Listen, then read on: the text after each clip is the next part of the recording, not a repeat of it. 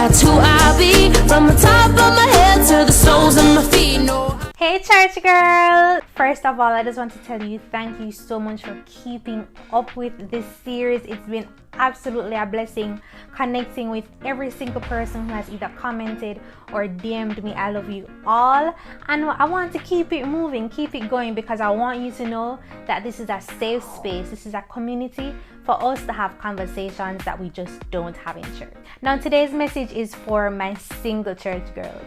And when I say single, I mean that when you go to the doctor and them say whether you're single, divorced, widow, or married, you tick single. So whether you're in a relationship, you're exclusively dating, whatever you want to call it, you're courting, once you never go in front of a pastor, two witnesses, and you never signed an official legal document, you're single, boo-boo. You are single and you need to maximize on that. Firstly, I think that we are not maximizing on our singleness enough. We're either so caught up in the idea of getting married or the idea of being with somebody that we don't recognize how much of a blessing this period is. You remember that Paul was single for all of his missions, and he used the opportunity to witness, to spread the word. In addition to those who are pining after marriage and the idea of marriage, you have those who are in relationships who are acting like they're married. I'm not even just talking about like physical boundaries, but some emotional boundaries that we fail to put up. You know, giving yourself over to someone that you're not married to in several ways, and you're actually having this connection and this attachment as if you were married, so you don't get to enjoy the gift of your singleness because you've already locked yourself up in this relationship and you are not playing a single role, you're playing a wife role. And the reality is you're not a wife until you're a wife. You also have to make sure that during your singleness you're spending quality time with God. And yeah, quality time with God, you're always saying spend quality time with God. You're getting it's a cliche, you know, but it's serious. It's true. You must stop it. You must stop things that God is just for when you need something. Listen, I'm guilty of it too. You're not alone. We need to stop just leaning on God when we need something. You know, one of my friends the other day, she was giving a presentation and she was saying that it is important for us to have our little dates with God. Structure a moment where, you know, you put on your nice outfit. I'm not talking about going to church.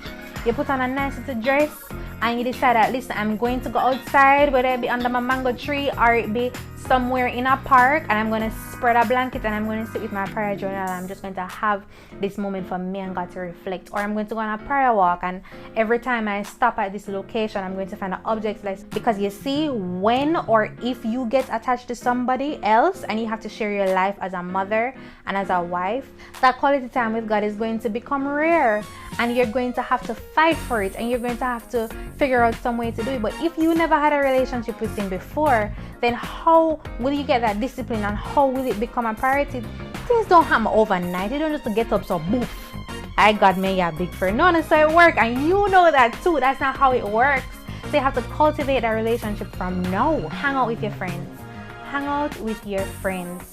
The older we get, the more difficult it is to align schedules and align different free times.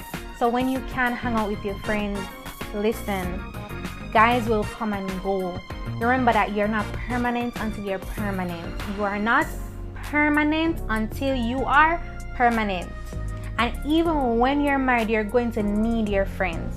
So don't get a little one boyfriend and that's your friend. No, stop it. It don't cute.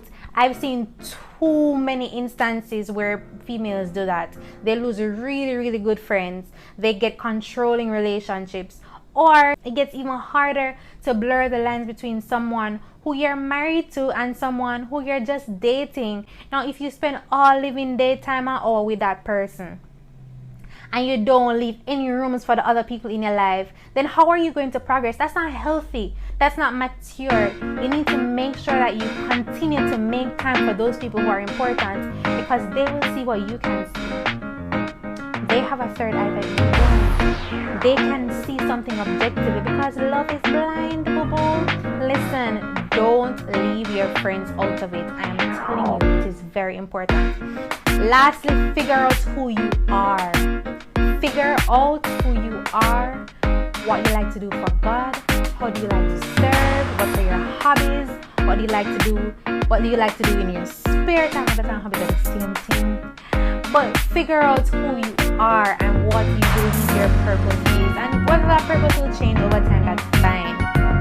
But girls, it's important to figure out who you are, because if you don't know who you are, then you're setting yourself up to be defined by who you are within a relationship, being defined as just a partner or as just a wife.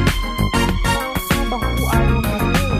What do you like to do other than take care of your husband? So that if or when you begin to share your life with someone, you don't get lost in their shadow, you don't get lost in the mix, and you don't get lost in a role. That's so important. Or on the flip side, if you don't end up being with anyone, you feel so content in yourself and in your purpose and in who you are, and you know what you like to do and where you like to go and what you like to eat, then who cares if I'm alone? Because I'll never be alone, because I've understood that one, God is always with me, and two, that if I'm an extrovert, I'm going to find people to hang out with because that's what I like. Or if I'm an introvert, I know that I'll stay in because that's what I like. But how can you get there if you don't know who you are?